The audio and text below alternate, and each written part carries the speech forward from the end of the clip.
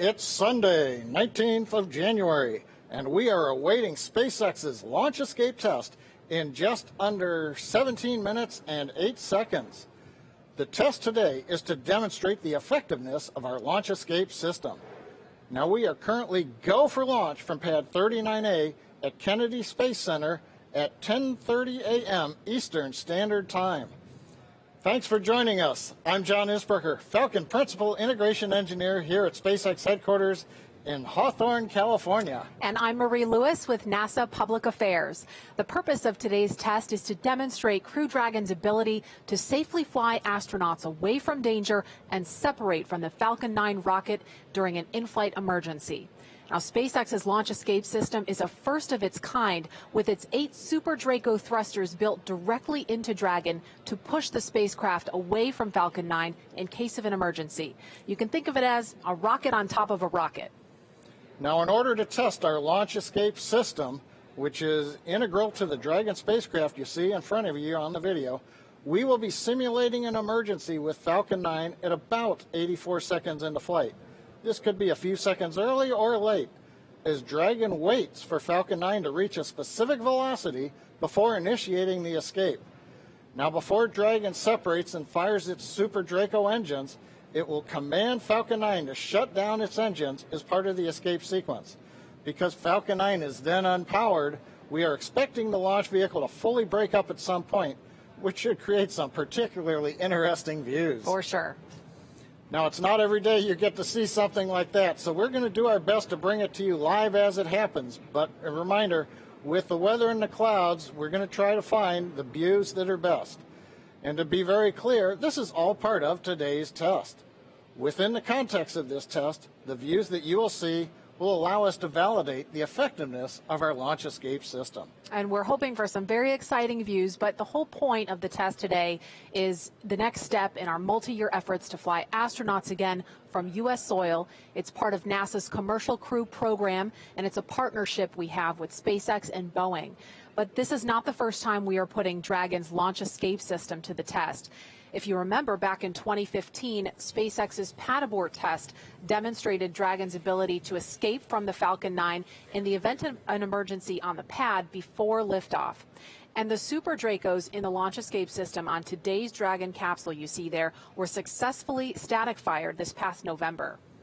And in addition to the test that you just mentioned, SpaceX also flew a full uncrewed demonstration mission to and from the International Space Station last year with its Crew Dragon vehicle. Now, this was a full end-to-end test of the entire Crew Dragon system, validating that our upgraded Crew Dragon spacecraft could safely dock with the space station. And in addition, our team has conducted over 700 tests on just the Super Draco system alone. Really looking forward to seeing those perform in today's flight. Absolutely. And if all goes well today, the next big milestone will be to launch astronauts, as we mentioned, to the International Space Station. That's part of what we call Demo 2 or Demonstration Mission 2. Now, we're currently just inside of T-minus 13 minutes and 45 seconds and counting down. Now, weather's been a watch item the last couple of days with rough seas, sustained winds in the recovery area. We had to scrub yesterday. We're also still listening. They're evaluating constantly the weather in the splashdown area right now as we're doing the webcast. Now, we do have a 6-hour window today in case we need to wait for better weather or less cloud cover. We've obviously used 2.5 hours of it already, but right now we think this is our best opportunity. Now, if the weather does not cooperate today, we are preserving tomorrow as a potential backup. Now, as a reminder again, this is not a typical launch. We're purposely testing Dragon's escape system under the most extreme conditions. So while we want everything to go right today, We are prepared if everything goes wrong. And if that does happen, that's the whole point. This is exactly why we test. We want to see if there's any potential issues, and we want them to happen now so we can address those before we put astronauts on board. And speaking of astronauts, we have NASA's Darrell Nail at Kennedy Space Center in Florida. That's where the test is taking place this morning. And he has more about what those very first astronauts assigned to fly Crew Dragon will be paying special attention to this morning. Darrell? Yeah, good morning, John and Marie. It's a pretty nice day here at the Kennedy Space Center in Florida. You can see behind us here on the lawn, some of the media have gathered to shoot this launch. And, of course, the countdown clock, the iconic one, they're counting 12 minutes until launch. As you mentioned, the first crew members assigned to fly Crew Dragon are NASA astronauts Doug Hurley and Bob Behnken. And they have the most, you could say, invested in the outcome of this test flight. Right now, they are just a few miles away from Launch Pad 39A, which is just behind my left shoulder here. They're in the SpaceX firing room inside the Launch Control Center, where they will closely monitor today's flight abort test. Now, right now, they've been training up until this point, training hard with NASA and SpaceX so they can understand every aspect of Dragon's systems, their spacesuits, and how to respond in a variety of potential emergency scenarios, including an escape from a Falcon 9 rocket in the middle of flight. The end result of that could be an early splashdown in the Atlantic Ocean. Now, both astronauts told us what they will specifically be looking for during today's test flight. I think both of us are really excited that the in-flight abort test is about to happen. You know, we kind of view that as the graduation exercise, like a lot of folks do on the NASA side, to make sure that we're really confident that we've got a good plan and good procedures in place for pulling that mission off. And so I'm excited that we're this far, and I know once it's behind us, you know, we'll be the prime Falcon 9 Crew Dragon crew. What we want to see from this test is just an end-to-end success. And so, you know, another successful launch of the Falcon 9, and then to see the Super Dracos work. I think that's a really good point. I think getting the NASA team and the SpaceX team on the same page, kind of going forward and kind of walking through all the decisions that you have to make for getting ready for this flight, I think is a big milestone as well, because it's the last launch associated with us before we ride that rocket. Yeah, that's very true. It is. It's kind of the final exam, so there's a lot riding on it, but also I think it's a culmination of a ton of work from everybody in NASA and SpaceX to get to this point. I'm just really proud that the team is trying to pull off something so critical from a safety perspective. You know, if we needed to escape off of the rocket, to have that system demoed before we would actually use it is pretty cool that folks are making the investment to make that happen.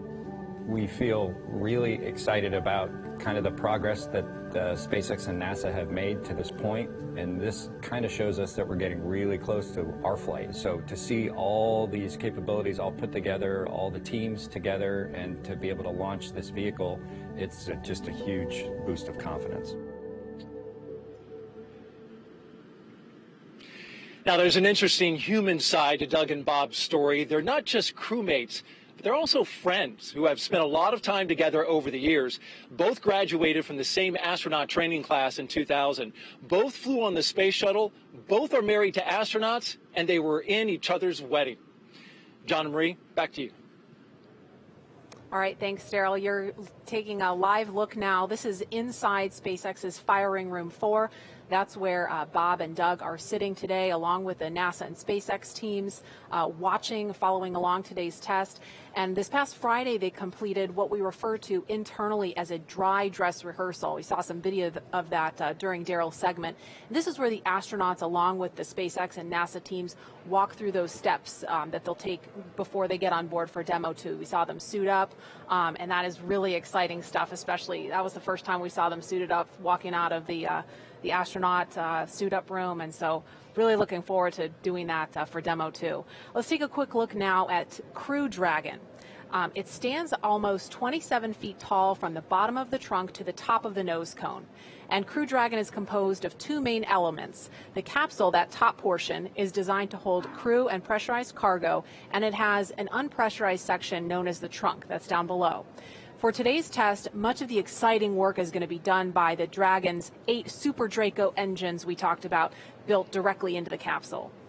Now, to give you a sense of power, when fired together, the 8 Super Dracos can move the spacecraft a half a mile in 7.5 seconds. So from a standing start, the Super Dracos accelerate the spacecraft to a speed of 436 miles per hour. That's a lot faster than a catapult launch from an aircraft carrier. I know, and it's hard to imagine just moving that fast. I was trying to get a feel for it, so I did a little math, and it's about 3 times faster than takeoff on a commercial plane, if you can imagine that. In fact, one jetpack assembly, which consists of 2 Super Dracos, produces more thrust than an F-16 fighter jet at full afterburn. So, John, if you were to put that, strap that to your back, you would break the sound barrier in under half a second. Not sure you'd want to volunteer for that. I'd probably break something else, too. So that gets us through the major test objective today, Dragon separating from the Falcon. Several minutes later, we will deploy drogue parachutes, followed by the 4 large main parachutes. You'll see the main parachutes partially open at first if we've got video, then fully open. These will then control the descent of the Dragon capsule softly into the Atlantic Ocean. And while that vehicle that you see on the pad looks like a typical Crew Dragon spacecraft from the outside, if you had a look inside, you'll see that the interiors have been stripped down, and there it is. We do have a look inside for you. The cabin has no interior panels except for one on the ceiling, and there's no control panel in there for this test. Dragon's also outfitted with 2 seats that you see there, and sitting inside those seats, we have 2 anthropomorphic test devices. What, no cool acronym? I'll just call them test devices. We have enough acronyms, John. While the test devices do not have any sensors on them today, the seats they're sitting on are instrumented. We'll be able to measure the loads on the seat to ensure that there are no unexpected issues in this stressing test case. We've also made some other modifications to the Dragon interior for today's test. That's right. There will be 3 cargo racks with some assortment of ballast or cargo bags and no floor. Now, below where the floor would be, there will be an assortment of mass simulators in place of the life support components and some other equipment that's down there when we have crew aboard. Now, the test today will look a lot like a normal Falcon launch for the first minute and a half. We'll fly until Falcon 9 reaches a predetermined velocity. This will occur about 84 seconds into flight, and that happens at approximately 20 kilometers up. Once we reach the required velocity, Dragon will then trigger an escape.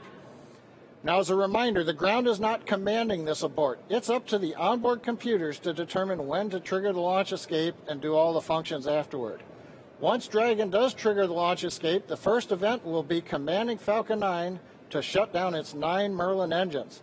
Now, as Marie and I mentioned earlier, Dragon will then separate from the Falcon using its 8 Super Draco engines, firing for about 8 seconds. That carries Dragon capsule with the trunk up and away from Falcon.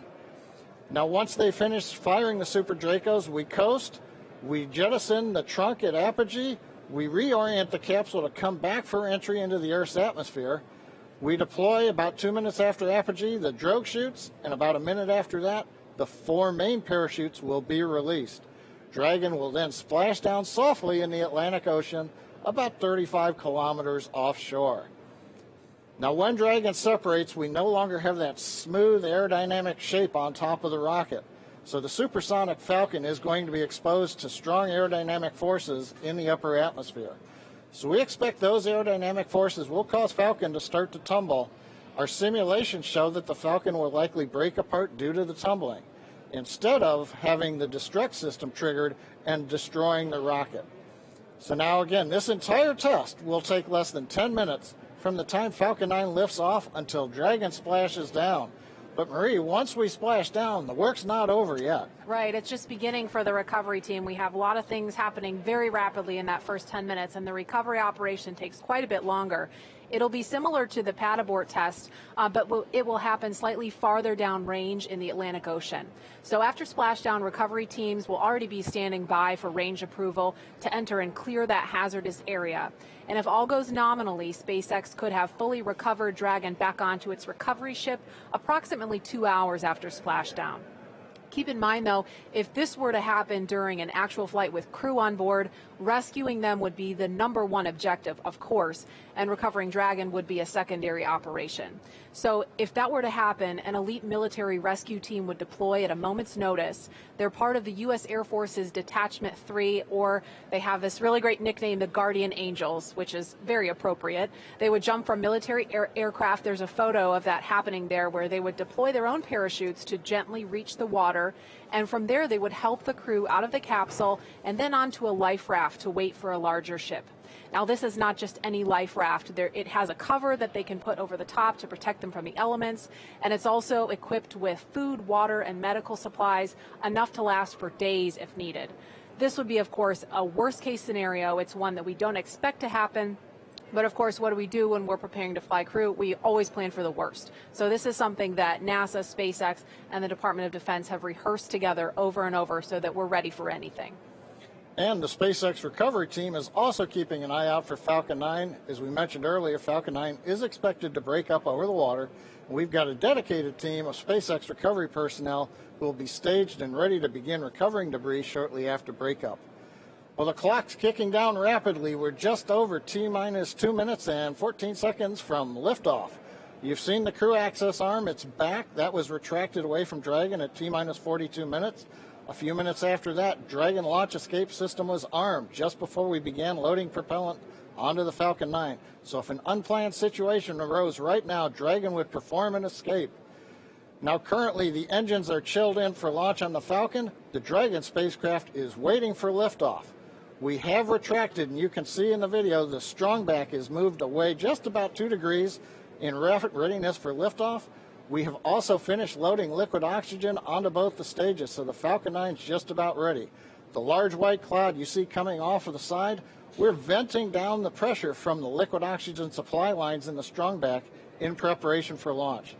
The last event you're going to hear, start up at 1 minute when the computers take over and the launch director go at 30 seconds. And we're coming right up on that in about 15 seconds now. We'll be just a minute from liftoff. And Falcon 9 is, as you just heard, is moving into those final stages of the final countdown for the in-flight abort test today. So far, weather's looking okay. We're hoping it's going to continue to cooperate, and the range is green for launch. Now, if for some reason we scrub today, we will shift to our backup launch window, which is tomorrow at the same time. Again, this is just a test. We're fully expecting Falcon 9 to break up, so don't be alarmed if you see that happening live. And with that, let's listen in now. We're just 45 seconds from the final countdown.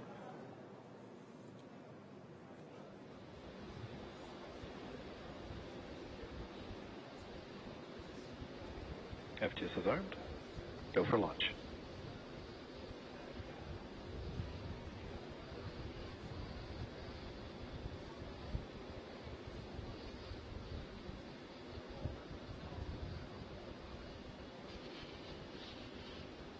Minus 15 seconds.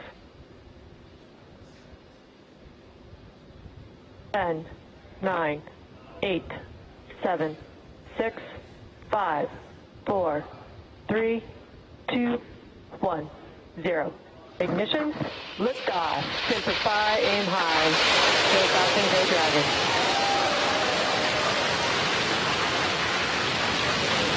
Vehicle is pitching downrange.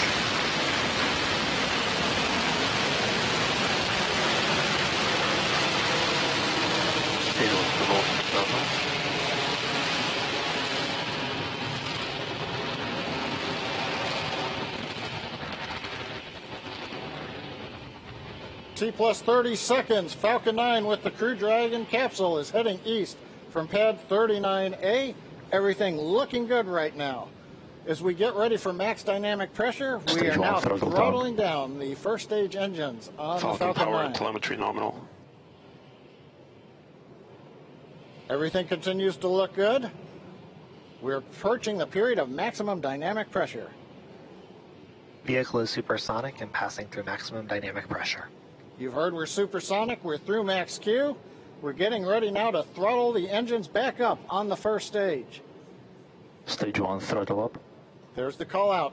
Okay, the major activity coming up in just over 10 seconds. Shutdown and Dragon escape from the Falcon 9.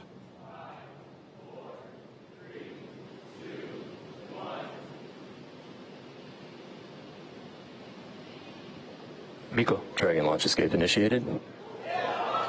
Dragon's away. And you can hear some really loud cheering in the room. Okay, you just saw a bright flash there. It looks like that may be Falcon 9 breaking up. We've got some loud cheers here in Hawthorne, the folks that just watched live the Dragon separate. The next milestone we have coming up at 2 minutes, 25 seconds, we're expecting to see the trunk jettison. So that claw that connects the trunk to the capsule is going to separate, allowing Dragon to separate from the trunk. That's coming up in 15 seconds. And we do have the report, loss of telemetry from Falcon 9, first stage.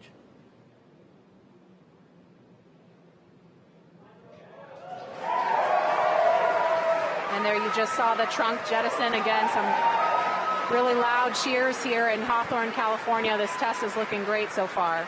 Nice view from the back of the Dragon capsule. We're also trying to see if we get the view there on the right-hand side from the aircraft that's orbiting the area. Now the Dragon control system is now going to be reorienting the capsule. We're at a high altitude where the aerodynamics are negligible. So we're going to use the small Draco thrusters on the Dragon capsule to reorient it. That gets it in a position with a heat shield down to re-enter the Earth's atmosphere, and then later to deploy the drogue parachutes. Now those drogue chutes, we expect to get confirmation that those have deployed at T plus 4 minutes and 48 seconds. So we've got just a little bit of breathing room before we hear that happen. Those parachutes are protected during ascent, on orbit, and re-entry by a panel that's up near the nose cone of the capsule. So we're going to jettison the panel, then the mortars will fire to deploy those 2 drogue chutes. Again, that's coming up in just over a minute at T plus 4 minutes and 48 seconds.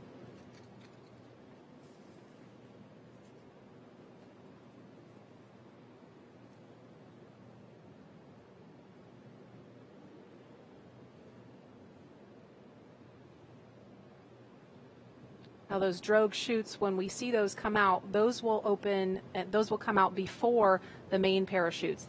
Those drogue parachutes are what we use to begin to decelerate the Dragon capsule in preparation for splashdown. We understand we're getting into the drogue deploy envelope on the Dragon capsule. We expect that will happen when Dragon is at about 20,000 feet.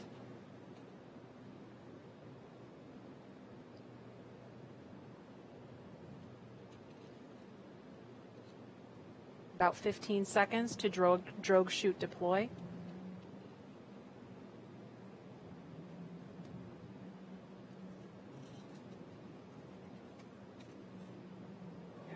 And there they are. Drogue chutes are out. Again, some major cheering going on here as every stage of this test unfolds. Now we're going to be getting ready for the main chutes to deploy. Now, main chutes will be coming up fairly quickly. There are 4 main parachutes.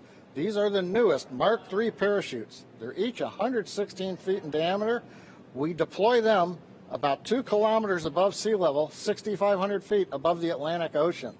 We're getting good views from the Dragon and the airplane, showing the 2 drogue chutes. Now we're just waiting for the main parachutes to be deployed very shortly.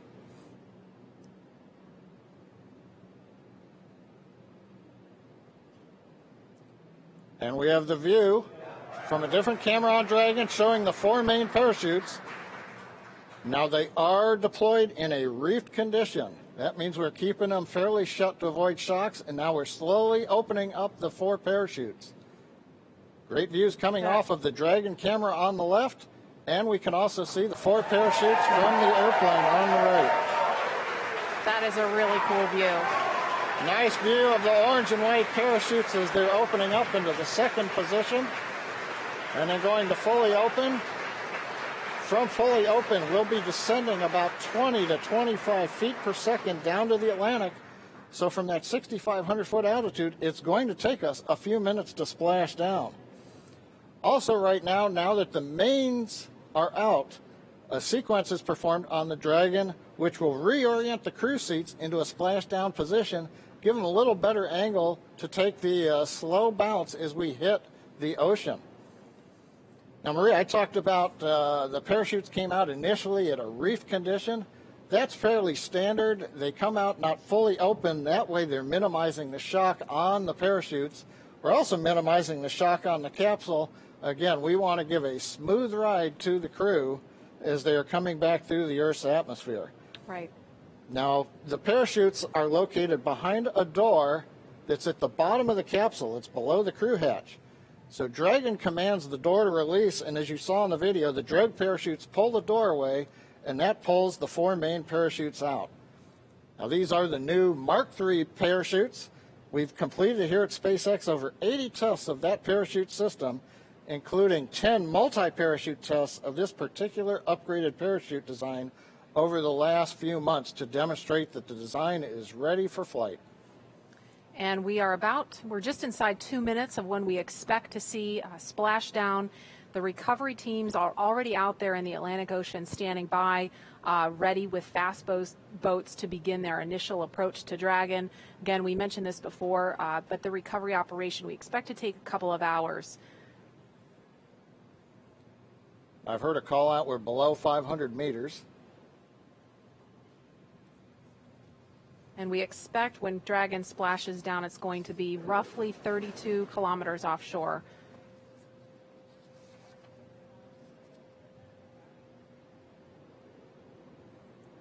Again, we're looking at a live view. So far, all things have appeared to go nominal for this test. All things looking great so far. We saw the 4 main parachutes deploy. You're looking at them now, fully open. And we are coming up on about a minute until splashdown.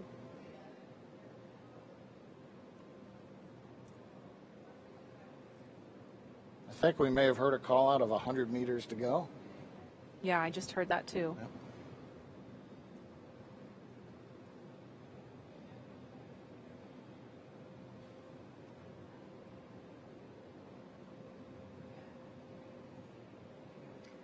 Now those 4 parachutes are actually going to be released from the capsule after splashdown, and they'll be recovered too. And we are down. Down a little bit early, in fact.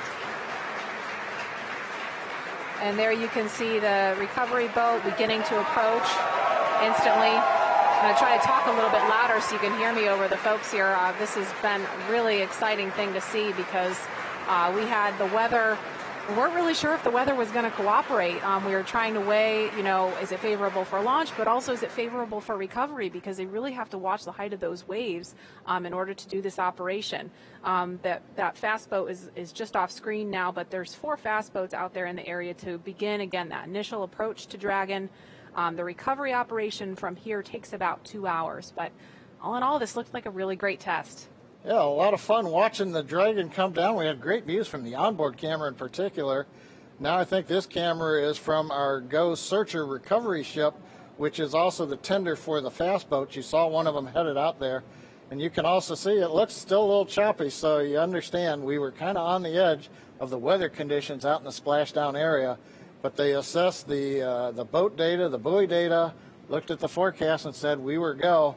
And while we took 2.5 hours to get here, we finally got here, and it was great. And that's the summary for today. It looks like right now a great test. Visually, everything happened. Falcon 9, you saw the liftoff. We had kind of a long view from the camera. Dragon did shut down the 9 Merlin 1D engines and separate. We did see the flash as the Falcon 9 came apart, as predicted. No surprise there. Dragon, we saw a great view as it got to apogee. It deployed the trunk, separating it, reoriented. Then the drogue chutes came out, the main chutes came out, and then we just waited for that nice soft splashdown in the Atlantic Ocean. And we saw, and it looks like we just lost the view from out there on the ship, but you couldn't really see much from that particular angle. Again, that recovery operation is going to take a couple of hours, so we're not going to stay on the air for the duration of that. But we are going to be back for a news conference coming up at 11:30 Eastern time this morning. That would be, let me do the math real quick, 8:30 Pacific time. We're going to hear from NASA and SpaceX leaders about their initial thoughts on this test that you just saw. Of course, everything looked fantastic, but there's going to be a lot of data to dig into. They're going to also collect those parachutes, get a lot of data from that, and then see what the next steps are on the path to Demo 2, when, of course, we're going to be launching NASA astronauts Bob Behnken and Doug Hurley. So stay tuned for that news conference. It will be carried live on NASA TV. If you're watching on the web, just tune to nasa.gov/live so you can see that coverage. Again, that's 8:30 Pacific time, 11:30 Eastern. Thanks so much for joining us for this morning's test.